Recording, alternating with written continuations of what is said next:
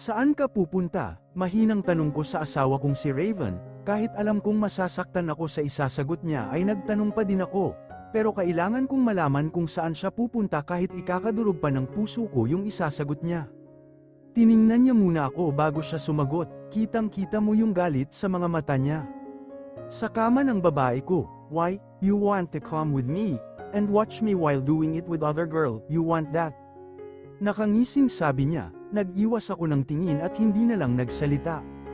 Nasasaktan ako sa sinasabi niya at sinasabi niyang gagawin niya. Hindi ko na kayang pigilan pa yung pagtulo ng luha ko, naiiyak ako sa paraan ng pakikitungo niya sa akin. Ano, riyak ka na naman ba dyan? Huwag kang magdrama, ginusto mo ito, di ba? Tumabi ka nga dyan, aalis na ako, itinulak niya ako para makadaan siya. Hindi ko na mapigilan yung mga hikbing kanina ko pa pinipigilan. Anong oras ka makakauwi? Nauutal kong tanong, oo ako na ang Tim Ang. Tinatanong ko pa siya kung anong oras siyang makakauwi sa pambababae niya. Pero anong magagawa ko? Isa lang ako sa mga babae sa mundo na nagmamahal at kayang magpakatimang para sa isang lalaki. Pag nagsawa na ako, walang emosyong sabi niya, tumulo na lang ng tumulo yung luha ko. Aalis na dapat siya nang pigilan ko siya at hawakan sa braso, pinaharap ko siya sa akin at agad na niyakap, ramdam ko ang paninigas at gulat niya sa ginawa ko. Ganito na lang ba tayo palagi, Raven? Namimiss ko na yung dati. Bago pa ako matapos sa sasabihin ko ay naitulak na niya ako palayo sa kanya. Galit lang ang mga makikita mong emosyong nasa mata niya. Sinigawan niya lang ako, natahimik ako sa ginawa niya. Marahas niya akong tinalikuran at padabog na sinarado ang pintuan. Wala akong magawa kundi ang umiyak na lang dito. Wala nang mas sasakit pa sa nararamdaman ko ngayon, parang pinukpok ng martilyo, tinapak-tapakan at higit sa lahat tinapon lang ang puso ko. Nasasaktan ako sa pinaparamdam niya sa akin sa ginagawa niya. Hindi ko na alam yung gagawin ko, hindi ko na alam. Simula noong ikinasal kami 5 months ago, ganyan na yung pakikitungo niya sa akin, kung ituring niya ako parang isa lang ako sa mga babae niya. Ipinaparamdam niya sa akin na wala akong halaga sa kanya, at nasasaktan ako ng dahil doon, pero iba yung pinaniniwalaan niya. Pinaniniwalaan niyang hindi ako nasasaktan at hindi ko siya mahal. Oo, hindi niya ko sinasaktan physically, but emotionally, oo sobrang nasasaktan ako. Hindi niya ako mahal, wala siyang pakialam sa akin, lagi niya akong pinapaiyak, lagi niya akong niloloko, wala siyang tiwala sa akin, he's a jerk but I love him, I really do. Hindi pa din umuuwi si Raven, kanina pa ako naghihintay dito sa sala, pero wala pa rin siya. Kinuha ko ang cellphone ko at tiningnan kung anong oras na. 2:30 na ng madaling araw, asan na ba siya? Sabi niya kanina pag nagsawa na siya, natauhan ako sa sinabi ng isip ko, siguro nga di pa siya nagsasawa sa babae niya, siguro nga hindi pa sila tapos sa kung anumang ginagawa nila. Naiiyak na naman ako, hindi niya pa ba ako napapatawad sa kasalanang hindi ko naman ginawa? Araw-araw akong humihingi ng tawad sa kanya kahit wala naman akong ginawa na magpapasakit sa kanya. Pero ano, hindi niya ako pinapakinggan, binabaliwala niya lang ako. Pagkatapos ng araw ng kasal ay sobrang lamig ng pakikitungo niya sa akin. Puro inom at pambababae ang inaatupag niya, hindi niya man lang ako napapansin kahit nasa iisang bubong lang kami na para bang wala siyang pinakasalan. Sinabi niyang pagsisisihan kung nagpakasal ako sa kanya, pero hindi ako magsisisi, hindi. Nakarinig ako ng tunog ng sasakyan sa labas. Siguro siya na yun, tumayo agad ako at lumabas, nakita ko si Raven na nakaakbay sa isang babae. Agad kumirat yung puso ko, isa lang ang masasabi ko, masakit makita siyang ganyan kasama ng iba. Babe, come on pasok ka muna sa bahay, narinig ko pang sinabi niya sa babae niya. Ako eto nakatingin lang sa kanila, naluluha na naman ako, ikaw ba naman yung asawa mo, nakita mong nakaakbay sa isang babae at alam mong may nangyari. Babe naman, di ka ba napagod sa ginawa natin kanina? Ako nga pagod na pero nagawa pa kitang ihatid, sabi noong babaeng hipon. Napagod, kusa na namang tumulo yung luha ko, alam ko na kung bakit siya pagod. Sorry naman babe, sadyang nasarapan lang, kahit nasasaktan ako sa naririnig at nakikita ko. Wala akong pakialam, basta sa akin siya umuwi ayos na yon. Ayokong iwan niya ako kaya kahit pagpapakatimang sa kanya gagawin ko. Huwag niya lang akong iwan, agad kong pinunasan ang luha ko at lumapit sa kanila. Miss, pag-aagaw pansin ko sa kanila, yes, nakataas ang kilay na sagot niya at tiningnan ako mula ulo hanggang paa. Ako na lang ang bahala sa kanya, garalgal ang boses ko nang sinabi ko yon. Babe, kilala mo ba siya? Tanong noong babae kay Raven. Yes, babe, napangiti ako sa sagot niya, akala ko itatanggi niya ako. Pero agad ding napawi yung ngiting yun sa sunod niyang sinabi. Katulong namin yan, sige na babe umuwi ka na. Ingat sa pagdadrive, bye, I love you, sabi niya sa babae at hindi lang yon, binigyan niya pa ng isang halik sa labi. Naninikip yung dibdib ko sa sinasabi niya at sa nakikita ko ngayon. Naramdaman ko na lang basa na ang aking pisngi, ayan na naman yung luha ko, tumutulo na naman. Okay, see you next time babe, love you too, salamat sa isang gabi.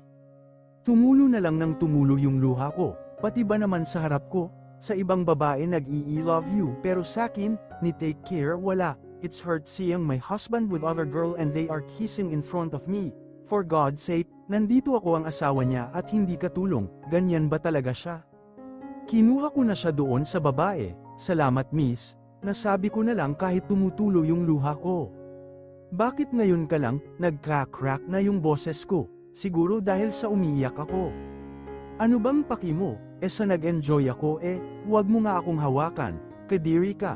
Tinulak niya lang ako palayo sa kanya dahilan para mapaupo ako, nauna na siyang pumasok sa loob. Ako naiwan na namang mag-isa, nasasaktan ako kasi may iba siyang babaeng sinisiping, masakit, sobrang sakit. Nagstay pa ako ng ilang minuto sa labas, iniyak ko lang ang dapat iiyak. Bakit ganun, hindi pa ba niya ako napapatawad sa sinasabi nilang nagawa ko kahit hindi naman talaga? Nang dahil dyan sa paninira ng ibang tao sa akin nagkandeleche-leche itong relasyon namin, masaya na sana kami, masaya na sana. Pero wala lahat ng istorya may kontrabida at ang kontrabidang yun ang Sam-Ira sa buhay ko, sirang-sira na ako. Pumasok na ako sa loob umakyat na ako at nadatnan ko si Raven na natutulog sa kama, umupo ako sa gilid ng kama, pinagmasdan ko lang siya habang natutulog, sa ganito ko lang naman siya napapagmasdan. Alam mo pinapangarap kong masabihan mo ng I love you ulit, sabi ko sa natutulog na si Raven, tumulo na naman yung luha ko. Kailan ba ito titigil sa pagtulog? Ano ba yan umiiyak na naman ako, haha, pero okay lang sakin kasi lahat titiisin ko dahil sobrang mahal kita, okay lang kahit may kinakatagpo kang iba pero please, wag mo akong iiwan, hindi ko kahiya, tuloy-tuloy pa rin ang pag-agos ng mga luha ko, hindi na ata talaga ito titigil. Tumayo na ako at pumuntang CR, pupunasan ko siya. Bumalik na ako sa kama at sinimulan na siyang panasan. Pinalitan ko na rin siya ng damit pagkatapos kong gawin yon, naghilamos na ako at humiga sa tabi niya. Niyakap ko siya at sinabing, I love you Raven kahit paulit-ulit mo akong pinapaiyak, kahit ang sakit-sakit na. Maaga akong gumising araw-araw naman syempre ipagluluto ko pa ang asawa ko at ipaghahanda ko pa, may pasok kasi siya ngayon sa opisina. Tumayo na ako at naghilamos pagkatapos pumunta ng kusina para magluto. Kailangang masarap itong luto ko para magustuhan niya. Pero sana dito siya kumain kasama ko at hindi kasama ang kung sino-sino lang na babae. Natapos ako sa niluluto ko, sinigang na baboy lang, favorite namin ito dati nung mahal pa namin ang isa't isa, tama na nga ang drama. Naghain na ako sa dining table ng mga pagkain, tatawagin ko na sana siya sa taas para kumain pero nakita kong bumababa na siya sa hagdan. Yes babe sure. Kita tayo, saan ba? Sure after ng work ko. Okay bye, love you too, see you later. May kikitain na naman siya, bigla akong nawala ng gana. Raven, kain ka na muna nagluto ako ng favorite nating kainin dati sinigang na baboy, malambing kong sabi at pilit na pinapasaya ang boses. I don't care, he don't care, palagi na lang siyang walang pakialam sakin, sa mga efforts ko, wala. Laging wala simula nang mangyari yon. Raven, ano niluto ko yan para sa'yo kaya kumain ka na, pilit ko sa kanya pero sinaman niya lang ako ng tingin. Sinabi ko bang magluto ka, tsaka bakit ko naman kakainin yan, baka madumi din yan kagaya mo, ang sakit niyang magsalita, nangingilid yung mga luha ko, tumalikod na lang ako sa kanya. Sige, ingat ka sa pagdadrive, I love you. Pagkasabi ko nun, naglakad na ako papuntang dining, hindi ko na siya hinintay makasagot baka masaktan lang ako. Nakatitig lang ako sa hinanda kong pagkain, hindi niya na naman kinain, kailan nga ba siya kumain ng niluto ko? Siguro dati pero ngayon, never. Wala kong nagawa kundi kainin itong niluto ko pagtapos noon hinugasan ko na yung pinagkainan ko. Ang boring sobrang boring, lalabas na lang muna ako. Kinuha ko yung cellphone ko sa sala then dinyal ko na yung number ng best friend ko, namimiss ko na siya. Simula nung nagalit sakin si Raven, siya na yung nandyan para sakin, hindi niya ako iniwan at pinaniniwalaan niya ako, namimiss ko na siya, matagal-tagal din kaming hindi nagkikita. Hello Kerwin, Agnes, ikaw ba yan? Oo, pwede ba tayong magkita? Sure, text mo na lang sakin kung saan, okay. Sige, I miss you Kerwin. Miss na rin kita, magkita na lang tayo mamaya, ha? Oo, bye best. Pagkababa ko ng cellphone ko ay biglang may nagsalita sa likod ko dahilan para kabahan ako. Wow ang sweet sino na naman yang bagong lalaki mo? Nagulat ako pagkalingon ko. Si Raven, nandito siya at inakala niyang may lalaki ako. Raven, kinakabahan ako dahil galit na naman siya. So, sino na naman yang bagong nilalandi mo? Ayan na naman siya, paniniwalaan niya na naman yung mga narinig niya. No Raven, nagkakamali ka, kinakabahang tanggi ko. Itatanggi pa rinig na rinig ko na, alam mo malandi ka pa rin pala hanggang ngayon, tama ba ako? Ang sakit niyang magsalita sobra siya. Pero kahit na ganito siya, hindi ko pa rin siya magawang sampalin, hindi ko siya magawang iwan kasi hindi ko kaya, mahal ko siya, mahal na mahal. No Raven, si Kerwin lang yun, please maniwala ka. Talaga, si Kerwin lang, yung isa sa mga lalaki mo tama, no? Hindi Raven, bakit ba ayaw mong maniwala sakin, mahinang sabi ko sa kanya. Hindi naman kasi ketiwa-tiwala, pagkasabi niya noon ay may kinuha siya sa sofa, yung bag niya pala na iwan niya. Raven, hinawakan ko siya sa braso niya, ano ba, wag mo nga akong hahawakan, tumulo na naman yung luha ko, walang araw na hindi ako umiiyak, ang sakit niyang magsalita, hindi ko akalain na magiging ganito siya. Hindi siya ganito dati, hindi, tuluyan na siyang lumabas ng bahay, hindi ko na siya napigilan, kung pipigilan ko naman siya hindi naman siya papapigil. Magpahawak nga sakin ayaw niya, nang didiri siya sakin kasi ang akala niya madumi akong babae. Masakit na walang tiwala sa'yo yung asawa mo, yung taong mahal mo, sobrang sakit kasi ang tingin niya sa'yo, isang babaeng bayaran. Dinayal ko ulit yung number ni Kerwin, mabilis lang naman niya itong nasagot. Pwede ba tayong magkita, Kerwin? Why? May nangyari ba? Yes, please Kerwin, kailangan ko ng kaibigan ngayon. Sure, see you. Pagkababa niya noon ay agad ko siyang tinext kung saan kami magkikita. Nagbihis na ako, nag-ayos at nag-commute papunta sa lugar kung nasaan ang isa pang taong mahalaga sa buhay ko. Pagkapasok ko sa restaurant agad kong inikat ang mata ko at nakita ko si Kerwin, nag-iisa siya habang umiinom ng iced tea. Napatingin siya sakin at kumaway. Kumaway din ako at ngumiti siya, God, bakit ang gwapo ng nilalang na ito? Pagkalapit ko sa kanya agad ko siyang niyakap. Alam kong nagulat siya sa pagyakap ko, pero mabilis din siyang nakabawi, at yamakap din siya pabalik sa akin, na-miss ko siya sobra. Oh, ano na namang problema mo, asawa ko, yang asawa mo na naman ano na namang ginawa, seryoso niyang tanong. Sinabihan niya akong maruming babae and more, tumulo na yung luhang kanina ko pa pinipigilan. Masakit kasi siya kung magsabi sakin, ayos lang sana kung sa ibang tao pa nang galing yung panghuhusga na yon. Pero sa kanya pa, sa mahal ko pang asawa, Kerwin ang sakit, araw-araw akong umiiyak nang dahil sa kanya, umiiyak kung sabi na para akong isang batang nagsusumbong sa tatay niya. Alam mo timang ka kasi, okay lang namang magmahal pero wag lang dumating sa point na ikaw na lang yung nagmamahal, hindi magwa-work yung relationship niyo kung ikaw lang ang nagpapahalaga. Agnes naman matauhan ka nga, seryoso niyang sabi at niyakap ako ng mahigpit. Niyakap ko din siya, salamat at nandito siya. He kissed my forehead, how I wish na sana si Raven ang gumawa nun sakin, pero hindi. Alam mo wag mo muna siyang isipin, kahit ngayong araw lang. Ha, Anong ibig mong sabihin, mag-date tayo, ano? I mean friendly date, matagal din tayong hindi nagkikita, di ba? So pambawi sa araw na hindi tayo nagkikita, ngumiti naman ako dito at masayang tumango. Sige, kahit ngayon lang, hindi ko muna siya iisipin. Good, nagpapakasaya siya ngayon, so magpakasaya ka din ngayon. Hindi yung iiyak ka lang ng iiyak dyan, alright, tama siya. Short Tara sa mall, best boyfriend, pagkasabi ko noon ay kumapit agad ako sa braso niya at naglakad na kami palayo. Nandito na kami ngayon sa mall, naninibago ako, ang tagal ko na ding hindi nakakapunta sa mga ganitong klaseng lugar. Kerwin, saan na tayo ngayon? Pagtatanong ko, ngumiti muna siya sa akin, ang gwapo talaga nito kahit kailan. Sa arcade, let's go, sa madaming games, doon ba? Tumango lang siya sa akin, bigla akong nakaramdam ng saya. Ngayon na lang ako nakaramdam ng ganito ulit, masaya ako kasi makakapag-bonding na naman kami ng best friend ko. Sure, gusto ko yun, masayang sabi ko dito. Ang cute mo talaga, pagkasabi niya nun kinurot niya yung pisngi ko, napasimangot naman ako sa ginawa niya. Aray, sorry, ang cute mo kasi, pinanggigilan pa ako anak ng kalabaw, ewan, halika na nga. Hinatak ko na siya papuntang arcade, siya naman nagpaatak lang at tumatawa. Naglalaro kami ngayon ni Kerwin, anong nilalaro namin? Well, basketball po.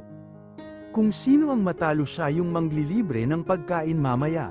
Ang daya niya nga unfair kaya ako eto ginagalingan ko baka mamulubi ako dito kay Kerwin pag natalo ako. Porsigido akong manalo seryoso lang din siyang naglalaro sa tabi ko, shoot lang ng shoot. Napatingin ako sa kanya, naku puro shoot, lagot ako neto yari talaga yung bulsa at wallet ko nito. Naramdaman niya yatang nakatingin ako sa kanya kaya tinitigan niya din ako, nagkatitigan kami. Then nagulat ako nang bigla niya akong kinindatan, bigla na lang nag-init yung pisngi ko, nag-iwas ako ng tingin sa kanya at tinuloy ang paglalaro. Ang daya mo Kerwin, bakit ako natalo? I hate you? Oo, talo niya ko. Ako pa ang madaya, hahaha, sa pambata ka na nga naglaro, talo ka pa din, pang-aasar niya pa, kasalanan ko ba yun? Unfair Wala, madaya ka madaya, I stuck out my tongue at nag-make face, natawa lang siya sa ginawa ko. Alam mo Agnes, hindi yun daya ang tawag dun, galing, ang yabang. Bakit ang hangin dito, no? Syempre, gwapo kasi ako, talaga. Walang pinagbago, maangin pa din. Ugok, anong gwapo ka ha? Saan? Nilapit ko pa yung mukha ko sa kanya. Nakita ko pang namula yung tenga niya. Umiwas siya ng tingin. Sus, Kara na nga, inakbayan niya ako. At naglakad na kami, naghahanap ng magandang restaurant. Agnes ang pangit mo na. What? Ako pangit? Hoy, ikaw na ugok ka. Hindi ako pangit para sabihin ko sa'yo. Pangit pang. Aray, Agnes naman, masakit, piningot ko kasi siya, haha ang cute, namumulao. Sige, ano, sinong pangit ngayon, ha, Wall, wala, maganda ka na, oo na, bitawan mo lang ako, binitawan ko na siya. Kala mo, ha, isa pang pangit and I will kick you too, when it hurts the most, sabay irap ko sa kanya. Maglalakad na sana ako ulit pero pagharap ko may nakabungguan ako dahilan para matamba ko. Yung balakang ko ang sakit. Are you alright babe? Ang sweet naman nung boyfriend ni ate. Sana ganyan din si Raven sakin.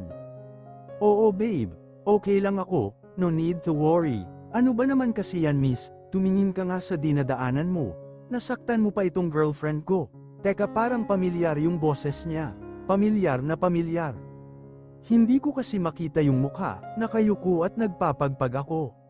Sorry miss, sabi ko nang di tumitingin sa kanila tinulungan ako ni Kerwin na tumayo. Nag-angat ako ng tingin at halos gumuho yung mundo ko nang makita kung sino yung lalaking sweet sa girlfriend niya. Raven, halos hindi na marinig nung binulong ko yung pangalan niya. Siya yung sweet na boyfriend nung babae. Babe, kilala mo siya? Tanong nung hipon niya. No, siguro isa sa mga stalker ko. Wow, just wow, dati katulong, ngayon stalker. Kailan niya ba ako ipapakilala bilang asawa niya? Dadating pa ba yung panahon na yun na maipagmamalaki niya ako bilang asawa niya? Akala ko ba mamaya pa siya may kikitain, o baka naman hindi na niya natiis kaya inuna yung babae kesa sa trabaho. Bro, sorry hindi kasi tumitingin yung girlfriend ko eh, sabi ni Kerwin kila Raven. Ayos ka lang ba Agnes? May masakit ba sa'yo? Yung puso ko sobrang sakit, ayan yung gusto kong sabihin pero hindi ko masabi. Anong masakit? Nag-aalalang tanong niya, itinuro ko yung puso ko. Oo masakit, kung pwede lang ipakuha ko ito nang hindi ko na maramdaman itong nararamdaman ko ngayon. Sige bro, mukhang may masakit sa girlfriend ko. Ayoko pa naman siyang nakikitang nasasaktan, so ingatan mo yung asawa mo, I mean girlfriend mo.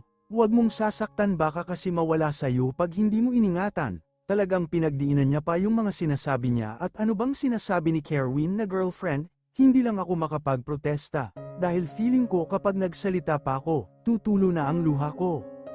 Weird, narinig kong bulong nung babae, umalis na kami doon at naglakad palayo. Habang naglalakad kami ay nagsalita na ako. Ano bang sinasabi mo dun? Tak ang tanong ko kay Kerwin.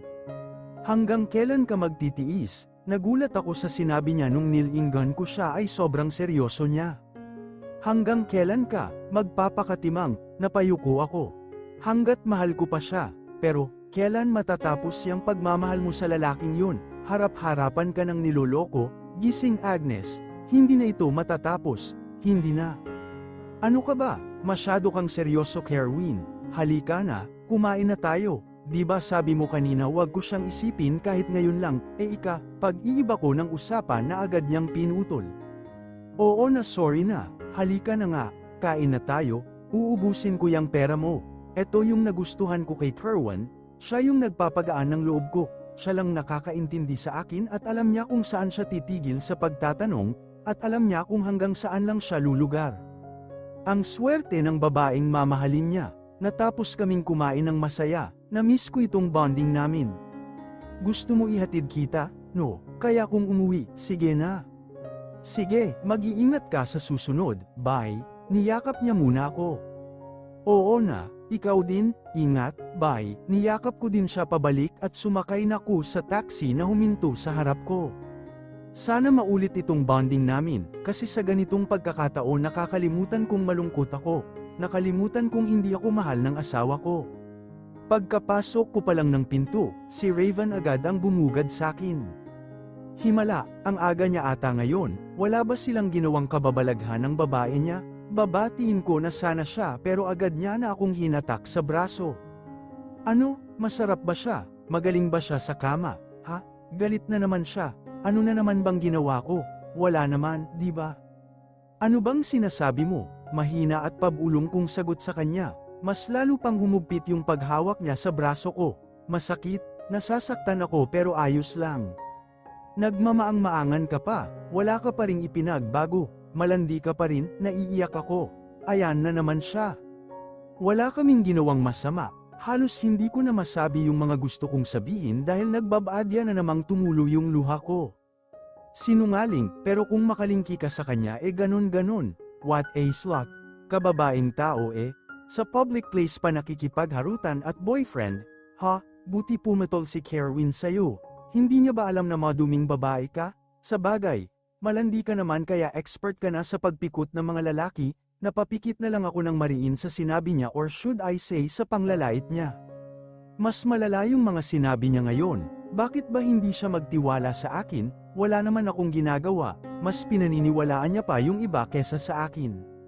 Kailan ka ba maniniwala sa akin, Raven? Hinding-hindi mangyayari yun, hinding-hindi, mariin niyang sabi at umakyat na. Ako eto umiiyak na naman for God's sake, kailan ba ako magiging masaya kasama siya? Kailan ba kami magkakaayos? Hanggang ngayon umaasa pa rin ako na babalik yung dating Raven, yung Raven na minahal ko at mahal ako. Pero kailan, hanggang kailan ako aasa? Tulo lang ng tulo yung mga luha ko. Eto naman yung buhay ko dito iyak dito iyak doon. Hindi na ako magtataka kung dadating yung araw na wala na akong mailuluha. Inayos ko na yung sarili ko, pinunasan ko na yung mga luha ko. Baka sabihin na naman ni Raven nagdadrama na naman ako, pagkatapos nun ay umakyat na ako sa taas. Hindi pa ako nakakapasok sa loob ng kwarto nang marinig kong may kausap si Raven, dinaikit ko yung tenga ko sa pinto. Babe, sorry na, babawi ako bukas. Yes? Aagahan ko. Oo na kahit magdamag pa. Oo sorry kanina. Sige, love you too, good night. Napaupo ako dito, tumulo na naman yung luha ko. Ayokong isipin kung anong gagawin nila bukas. Ayoko. Naawa na ako sa sarili ko pero mas maawa ako sa sarili ko kung maghihiwalay kami. Sobrang mahal ko siya. Sobra-sobra. Tawagin niyo na akong Tim Ang. Sorry, pero nagmahal lang ako. Pinunasan ko na yung luha ko at pumasok sa kwarto. Nakita ko si Raven na hawak yung cellphone niya at nakangiti. Ka-text niya siguro yung babae niya. Bakit pag sa iba masaya siya pero pag sakin sobrang cold niya? Wala ba talaga akong halaga sa kanya? Hindi man lang siya nag-abala na. Lingunin ako, busy siya sa babae niya, pumunta na lang akong CR at naligo, pagtapos nun humiga na ako sa kama. Tulog na si Raven, nakatalikod siya sakin, iniharap ko siya sakin at pinagmasdan ko siyang matulog, ang amo ng mukha niya. Ang gwapo pa, ang swerte ko dahil ako yung pinakasalan niya. Hobby ko, bakit ang gwapo mo? Ang swerte-swerte ko kasi ako yung pinakasalan mo. Alam mo bang miss na miss ko nang tawagin mo akong wifey at sabihan ng I love you. Nami-miss ko na yung dating tayo, yung sweet at mahal na mahal pa natin yung isa't isa. Ngayon ba, mahal mo pa ako? Ako kasi sobrang mahal na mahal pa rin kita. Pagkasabi ko noon ay hinalikan ko siya sa labi. Matagal ko ding inilapat yung mga lobby namin. Nagmulat ako ng mata nang makita kong gising siya. Tinulak niya ko dahilan para mapalayo ako. Ano ba Agnes? Hindi mo ba nakikita na natutulog ako? Maaga pa akong aalis bukas para magtrabaho. Istorbo? Nangingilid yung luha ko dahil sa ginawa at sinabi niya. Kaya hindi ko na naiwasang hindi magtanong. Trabaho o babae mo? Mahinang sabi ko, sa babae ko. Kaya please tantanan mo ako. Humiga na siya patalikod sa akin. Hindi niya ba itatanggi? Ngumiti na lang ako ng mapait kasabay ng peking ngiti na yun tumulo na naman yung luha ko. Nagtakip ako ng unan sa mukha at humagulgol. Lagi na lang, minu-minuto araw-araw, iyak ako ng iyak. Hinintay ko siyang makatulog bago ko siya yakapin. Kailan niya kaya ako yayakapin pabalik? I love you. Pagkatapos kong sabihin yun ay natulog na ako. Kinaumagahan wala na sa tabi ko si Raven. Ayoko nang isipin kung saan siya pupunta. Naghilamos at toothbrush na muna ako. Pagtapos nun nagluto na ako ng pagkain ko. Naghugas at nanood ng TV, ang boring, mahigit 3 hours din akong nanood ng TV pagtapos nun naligo na ako, may nag-doorbell. Sino namang pupunta dito? 3:00 pa lang ng hapon. Bumaba na ako at inilabas kung sino yung nagdo-doorbell. Oh my God!